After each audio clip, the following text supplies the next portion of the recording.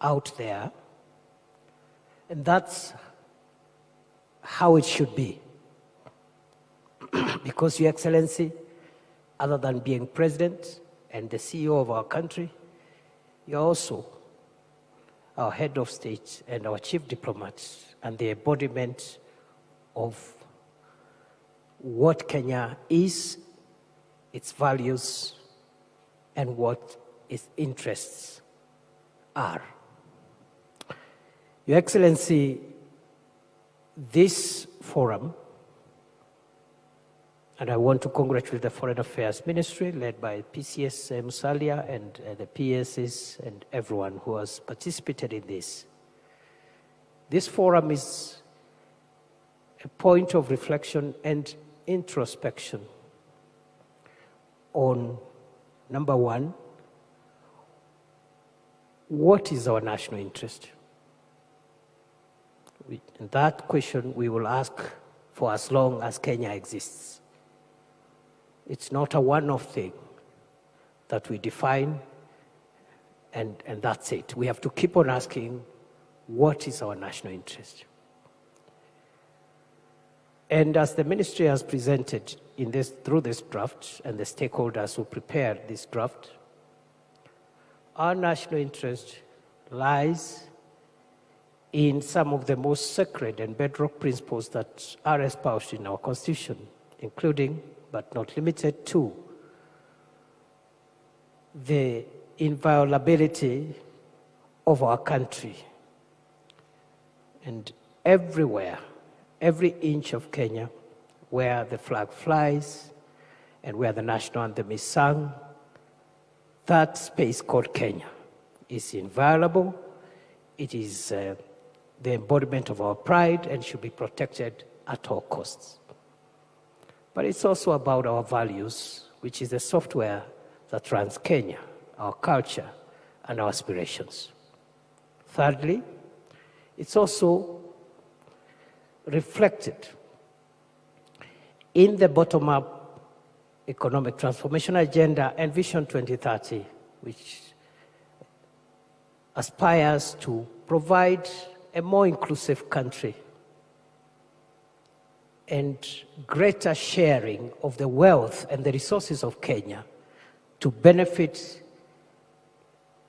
the entire population of Kenya and to pull as many people from our homeland, from dehumanizing poverty and sharing the ecological, natural, and the other resources that are available in our country to the benefit of as many people as we can.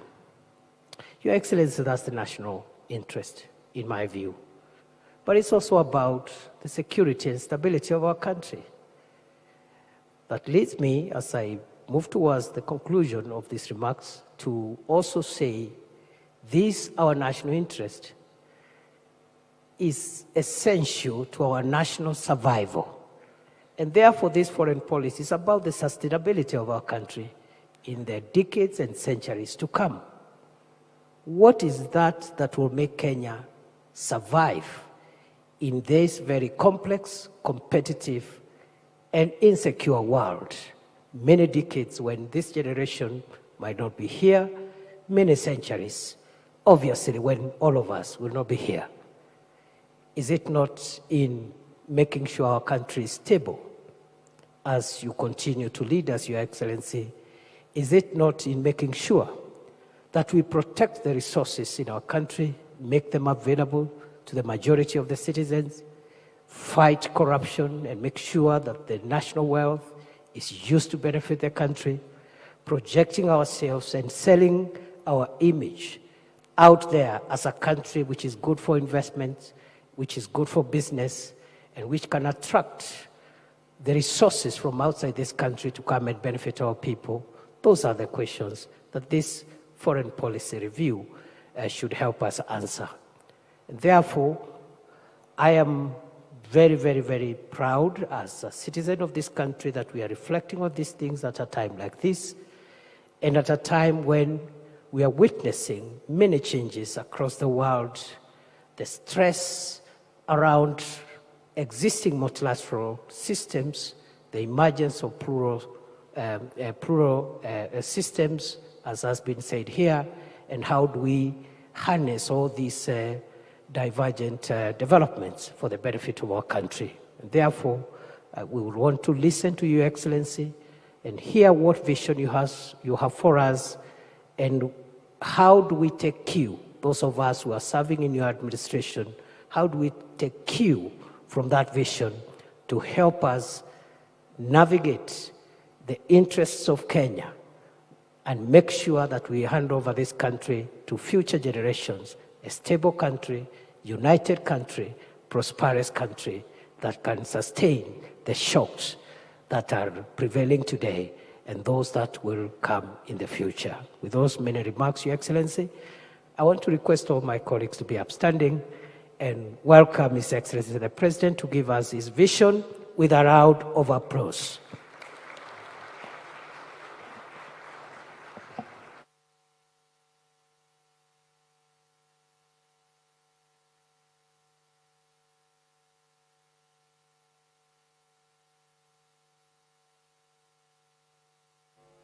Thank you very much. Ladies and gentlemen, let's take our seats. Asanteni sana. Your Excellencies, honorable members, fellow Kenyans, let me first take this opportunity to congratulate the team led by our Prime Cabinet Secretary and the two departments of Foreign Affairs and of Diaspora Affairs for what I have seen is a job very well done. Congratulations from us.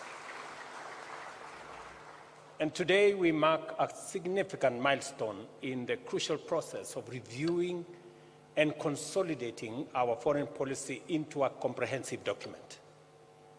This policy reflects our strategic responses to global imperatives at both bilateral and multilateral levels, defines the values and principles driving our responses, and articulates our objectives as a nation. This transformation is timely, coming at the expiry of the shelf life of our 2014 foreign policy document that had been developed again in a concerted effort the way this one has been. Our foreign policy must align with the dynamic realities of both domestic and the international environment. Kenya's pursuit of national economic transformation necessitates a forward-looking, robust, patriotic, and people-centered foreign policy that will attract investments and secure our country's rightful place on the global stage. At its core, Kenya's foreign policy is more than the management of relations with other nations. It's about shaping a destiny for present and future generations that aligns with our national interests. This policy, therefore, ensures that diplomatic engagements deliver tangible benefits to every Kenyan, unlocking the power of cooperation, the promise of partnerships, and the potential of a shared vision for a prosperous and interconnected future for our nation. The time has come to dismantle the barriers that have traditionally confined foreign affairs to the executive.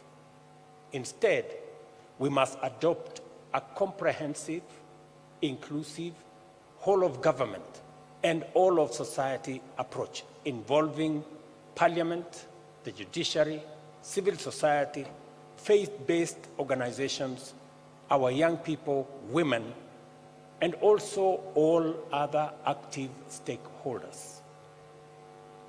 At the same time, our foreign policy must provide a sound framework for effective strategies that serve our national objectives, priorities, and interests through diplomatic engagement. Let me say this, that each and every one of us,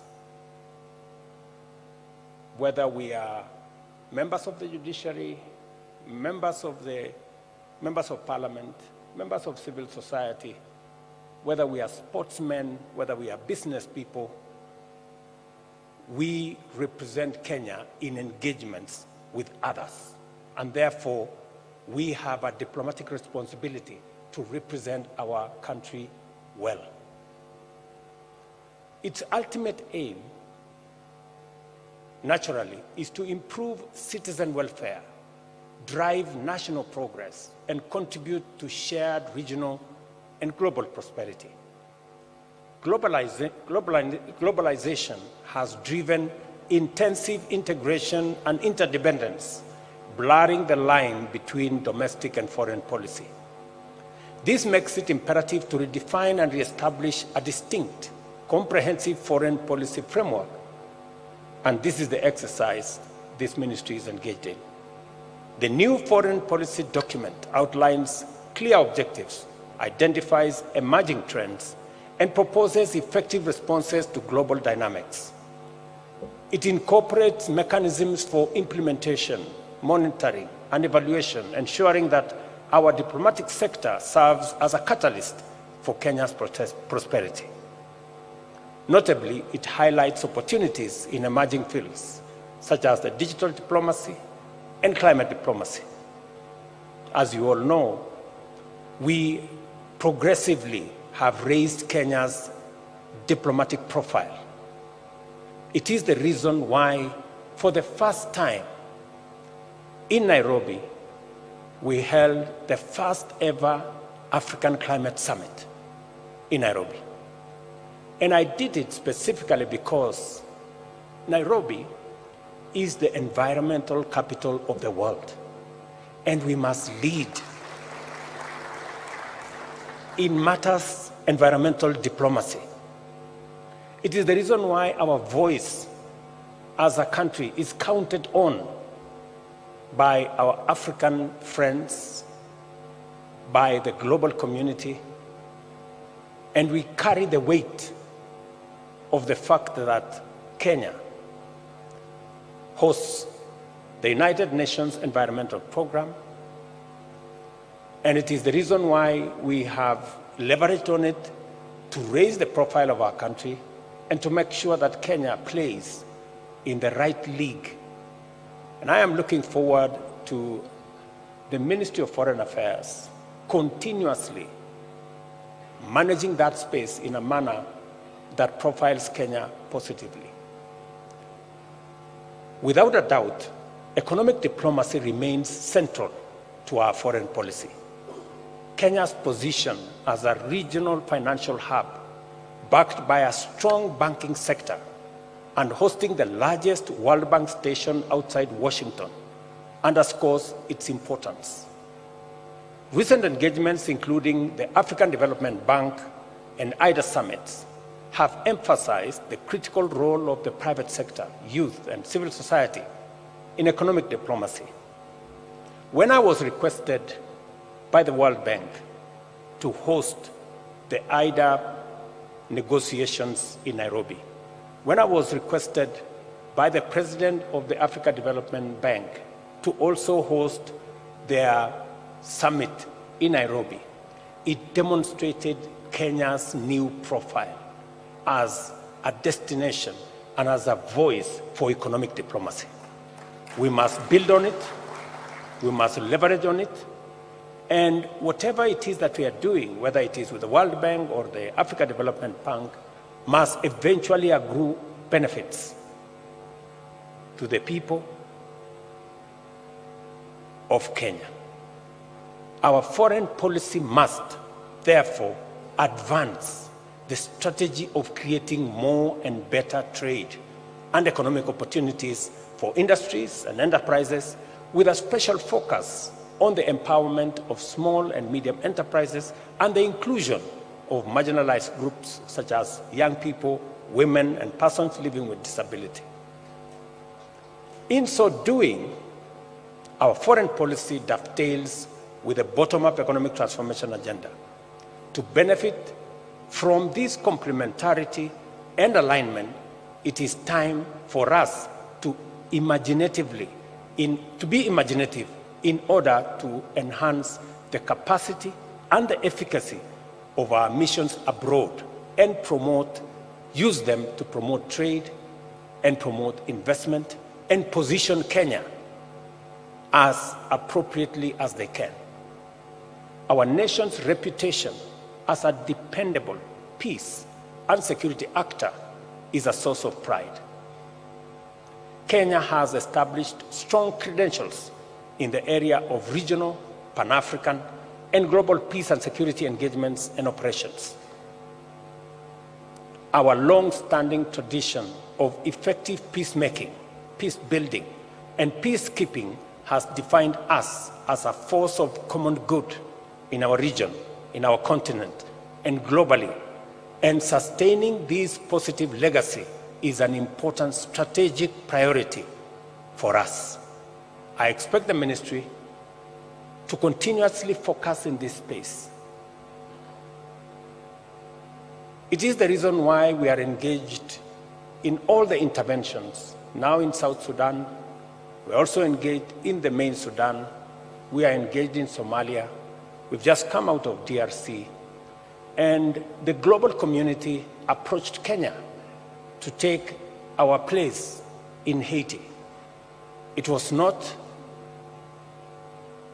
because of any other reason. It was because Kenya has positioned itself as a country that understands peacemaking, peacekeeping, and peace diplomacy has been, over time, a place where Kenya excelled. And it is our intention, and I'm sure you will put into the finer detail of this document on how Kenya can leverage on that space to make sure that we not only play our role, but we also profile our country positively. This is why, at the moment, Kenya is leading the UN-approved multinational security support mission in Haiti and mediating peace efforts in different parts of our region, including South Sudan, as I have said, Sudan, and across the region. We are determined to remain a peaceful nation, at peace with ourselves first, at peace with our neighbors, and also working with friends across the world. Under the Shirika Plan, which is another huge invention of Kenya, our innovative refugee program, we aim to transform camps into integrated settlements, setting a global standard for sustainable and affirmative humanitarian response. I had, for example, an engagement with the UN representative of Matters refugees, and they are working with other countries that have refugees, learning from Kenya how to integrate refugees and how people who have lived in a country for 30 years cannot continue to stay in camps, how we can integrate them into society and how we can use them as a force of good. And we are making huge strides in that space. I hope this policy document will capture the innovative measures we have taken with our refugees, use them to profile our country, use them for matters diplomacy so that we can contribute to the welfare of not just refugees in our country, but refugees living everywhere in the world. Ladies and gentlemen, we are not new to climate diplomacy. Our country has a long and proud tradition of environmental diplomacy that dates back to our earliest years as a republic. By 1972 Copenhagen Summit, our voice and stand with respect to ecological stewardship, biodiversity conservation, and environmental sustainability was distinct and well-defined. We have sustained efforts to consolidate our role as a champion for conservation in the face of relentless global warming, which has ushered in unprecedented climate change. It has become imperative that we take a strong stand to promote urgent and effective climate action locally and globally. As chair of the Committee of African Heads of State on Climate Change, I had the honor, as I informed you earlier, of co-hosting the inaugural Africa Climate Summit in Nairobi, which produced the landmark Nairobi Declaration, a collective position of Africa's pathway to climate action, sustainable investment, and green industrialization. Kenya's role in shaping global climate conversation is a testament to our commitment and our dedication to matters climate. Kenya's engagement in global health diplomacy is also guided by lessons learned from COVID-19 pandemic and our commitment to enhancing inclusion and equity by promoting public and private investment to expand access to quality healthcare, address disparities, and strengthen domestic health systems while partnering to address pandemics and emerging public health challenges, not just in Kenya, not just in our region, but globally. As a national policy priority, Kenya is committed to sustaining its strong contribution to deepening regional integration through various initiatives, including the accelerated implementation of the East African Treaty and protocols, as well as promoting the free movement of people, goods, and services across borders.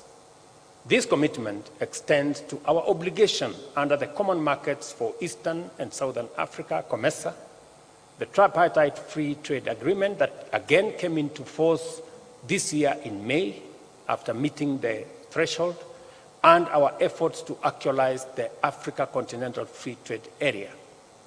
To this end, we have adopted a visa-free policy and the Pan-African Payment and Settlement System to facilitate free movement and promote intra-Africa trade.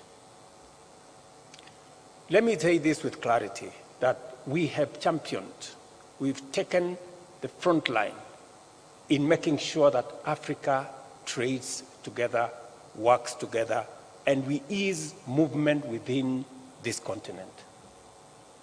It is our voice and the recognition of Kenya's contribution in matters diplomacy around African integration that led the Africa Union in the 37th summit in Addis to ask Kenya to lead the way in reforming the Africa Union to make it a fit-for-purpose organization that can speak to the interests of Africa, the aspirations of the African people. And I want to promise you that I am putting together the report after meeting several stakeholders, and in February, I will be filing the first report to see how we can make the Africa Union a fit-for-purpose organization to drive our integration, to drive our investment and trade, and to make sure that we position our continent as we position Kenya in the right trajectory as we look into the future. On continental leadership and governance, Kenya upholds the Africa Union's Constitutive Act, champions the Pan-African principle of developing and applying African solutions to African challenges, and vigorously promotes Africa's interests and positions in multilateral fora and on the global stage. As I have told you, as the current leader of the AU institutional reforms, we are committed to establishing a well-financed, assertive African Union capable of addressing the continent's challenges and advancing its strategic interests. Despite numerous challenges that have put multilateralism in a crisis, Kenya's commitment to multilateralism endures, and more than ever, we are now invested in strengthening it at both the regional and global level. In all these endeavors, our positions are firmly aligned with the founding principles and constitutive instruments of the Africa Union and the United Nations, while being guided by our national interest. As a member state and host country to major international institutions, including the UN, Kenya has a strong interest in championing for their further empowerment and reform. And that is why I have been in the forefront, and we have been as a country in the forefront in championing the reform of international architecture, whether it is the UN Security Council, multilateral banks and financial institutions, because we need to make them fairer, we need to make them much more responsive, and Kenya has a stake because we host the only UN headquarters in the Global South here in Nairobi, and therefore our voice matters.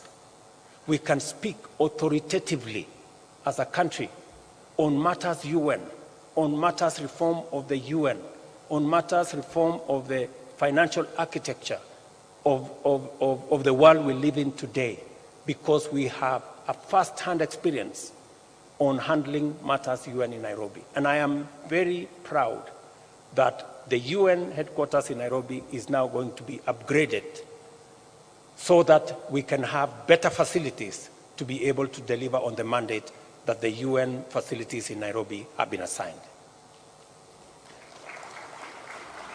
During the recent UN General Assembly Summit of the Future, Kenya reaffirmed the need to reform multilateral organizations and restructure the global financial architecture as a key to ushering our people into a just, inclusive, sustainable, and prosperous future.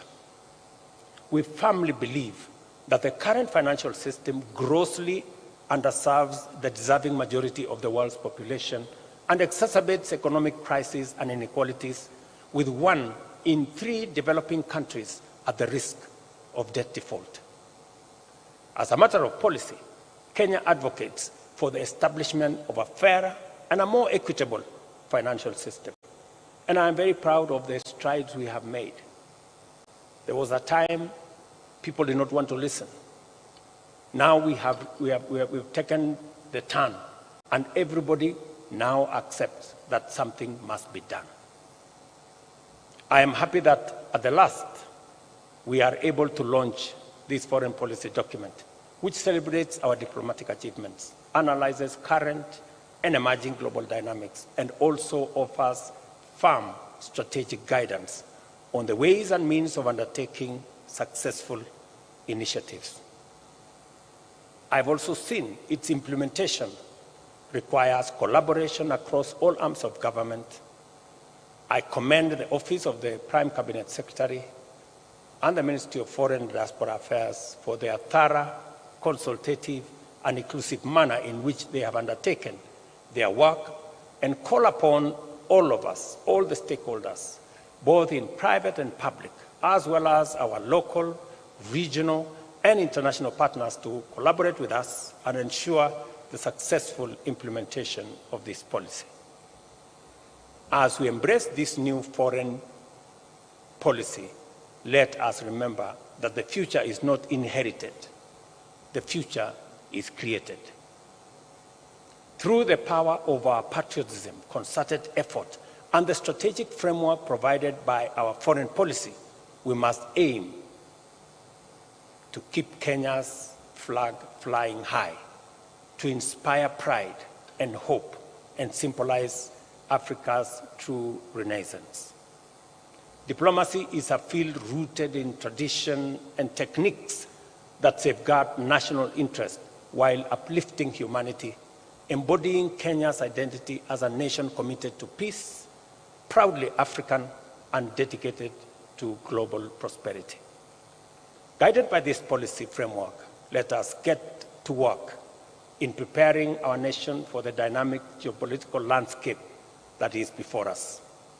This foreign policy offers an opportunity to rise and navigate the challenges of a complex world order with a lot of confidence and equally a lot of clarity.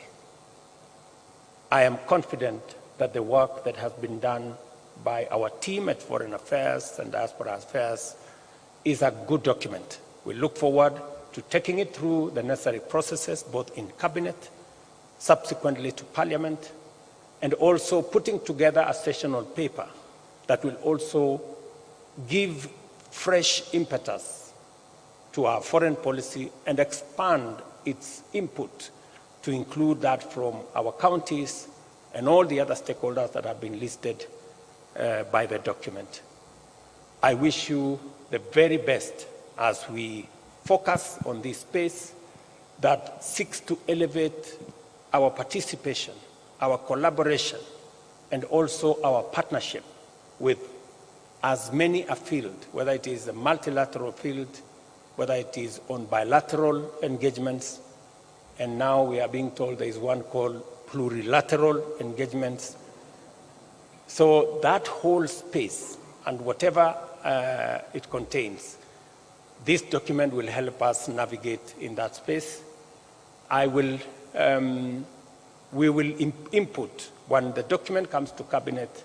I am sure Cabinet will also inform this document as has been informed by others, so that we can end up with a document that is fit for not just the present, but also articulates with clarity the medium and the future that we all aspire to.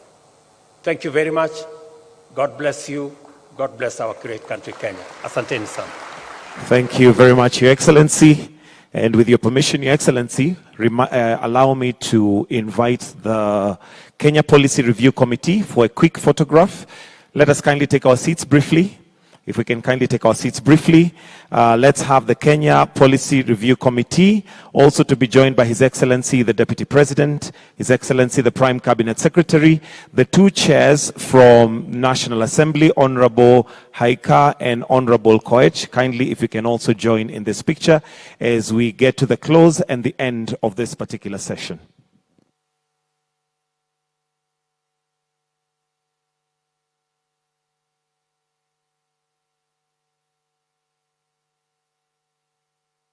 We'll have 2 rows. PS Diaspora, if you can come on this side, please. Then we'll have PS MFA on that side.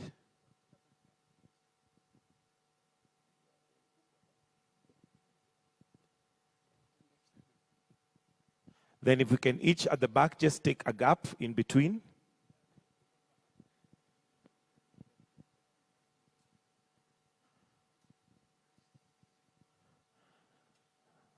Just find a gap in between.